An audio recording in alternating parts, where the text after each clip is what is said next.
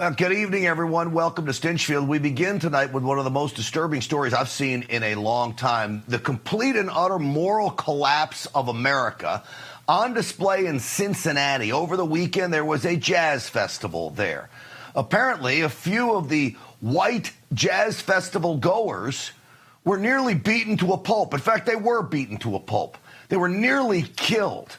What I witnessed was the moral decay, no regard for human life amongst this group of black, quite frankly, thugs that attacked these white concert goers. We'll get into some of the reasons, but nobody, and I mean nobody, deserves this. Sleeping McGinn. Ooh, ooh, ooh, ooh. I got that too. Right there. Literally cold-cocked. Cold-cocked. And so as you look at him there, this wasn't the only incident. There was another incident. Now, unfortunately, the video that took the most publicity over the weekend was this man being surrounded by goons, dragged into the street, and stomped on.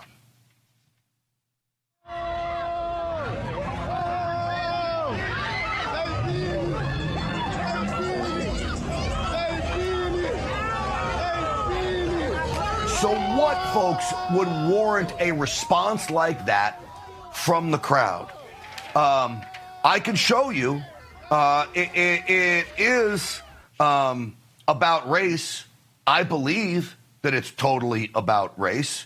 No matter what started it, you cannot react by stomping someone on the head unless the person was trying to kill you when you were defending your life. We found video of the beginning of this, at least close to the beginning. If you take a look at this, the white gentleman you see there is now fighting and issues a slap. A slap to the black guy in the red shirt there, and that's when all hell breaks loose. Now, I want to tell you that by no means am I victim shaming it. I wish we could just play it instead of just the slap. Play the video, okay? Play the video of what happens afterwards. Because what I'm here to tell you is that though that white man didn't deserve to be nearly killed over this, you've got to understand that when you are with your wife, when you have a tactical disadvantage, and you do, being surrounded by dozens of goons to you and your wife, you cannot escalate things. In fact, when you escalate things, it's probably going to go south. Every Navy SEAL will tell you if you don't have tactical advantage, that is the time to retreat, and retreat quietly. Because not only did the husband get nearly killed by these animals, the wife did too. Watch this. They hit the wife. She goes flat to the ground and looks like she, folks, is out cold with blood coming from her mouth. So you've got to figure out a way to de-escalate situations when you don't have the upper hand, okay? Now, this never should have happened. Notice, no one called 911, no police anywhere in Cincinnati, and then you get the DEI police chief, she's a woman, in this liberal city of Cincinnati that cannot call out the animals on the street that were engaging in this violent behavior. Instead, she's got to placate them. I don't care which side of the incident or the fight they were on. If they place their hands on somebody in an attempt to cause harm, that is unacceptable. Well, what she's doing there is telling the community, oh, we're going to go after the white guy, too. Now, what do you say about the woman? She didn't do anything. What do you say about the first man we showed you who got cold-cocked? It doesn't appear he did anything. And even starting a fight doesn't deserve to be nearly killed and kicked in the face with a slap to the face that started it all. Now, she also makes excuses for the perpetrators. See, they can't be responsible for their own actions in a liberal city like Cincinnati or any other blue city. Somebody else has to be responsible for their actions. Listen. Were some of these individuals overserved at some local establishments? It is clear to us that alcohol played a part, a significant part, in this incident. Alcohol didn't play a part in that incident. A total disregard for human life played a part in it.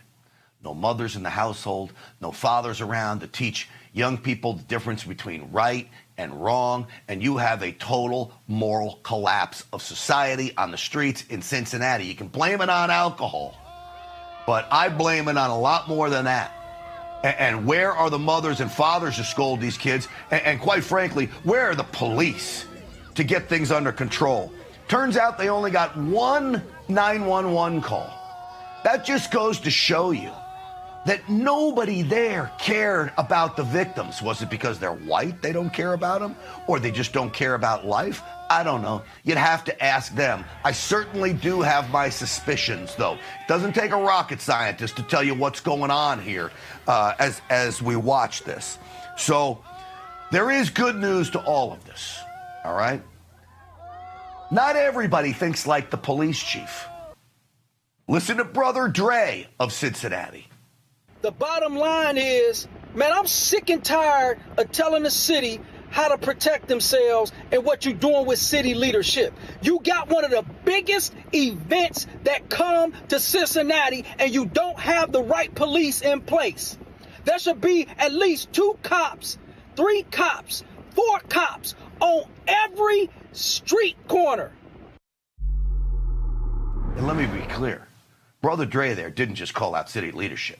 He called out the goons on the streets for engaging in violent behavior as well. Kudos to Brother Dre for all of that. Then, of course, you get the mayor of Cincinnati. This is a Tibetan individual.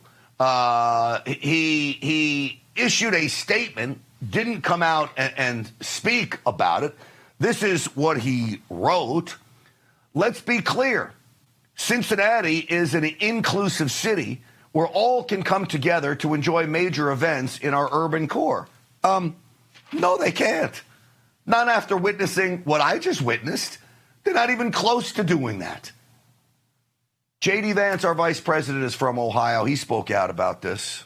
But the one part that I saw that was really gruesome is you had a grown man who sucker punched a middle-aged woman. And where I come from, at least, when you have a grown man who sucker punches a middle-aged woman, that person ought to go to jail for a very long time. And frankly, he's lucky there weren't some better people around because they would have handled it themselves. But if they're not going to handle it, the cops in Cincinnati, the law enforcement, you've got to prosecute people. We've had way too much lawlessness on the streets of great American cities. Thank you, J.D. Vance. I will say, in a couple very small instances, I saw 1 or 2 people try to step in and help those that were injured. Only 1 or 2 people out of that pack of everyone, and only 1 911 call, and yet leftists in Cincinnati pretend that this is some kind of an isolated incident and that it just isn't that bad in Cincinnati. Well, the lies will no longer work on us.